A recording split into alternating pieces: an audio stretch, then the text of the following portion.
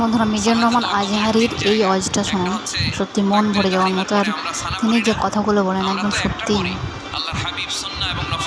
আর কিছু লাস্টে একটা আল্লাহ মহান, আল্লাহ আল্লাহ রসুল আমাদের প্রিয় নবীজি হন, লা ইলাহা ইল্লাল্লাহু মুহাম্মাদুর রাসূলুল্লাহ। বান্দা যখন সেজদায় লুটিয়ে পড়ে, বান্দা আল্লাহর সবচেয়ে কাছে চলে যায়। কিন্তু বিশ্বনবী বলেন, সেজদাটা তোমার রবের কুদরতি পায়ের উপরে পড়েছে। সেজদায় পড়ে দোয়া করেন। সালাম ফিরানোর আগে বিশ্বনবী দোয়া করতেন, লা ইউসাল্লিমান্না আহাদুকুম হাত্তা ইয়াতাআওয়াযা মিন আরবা।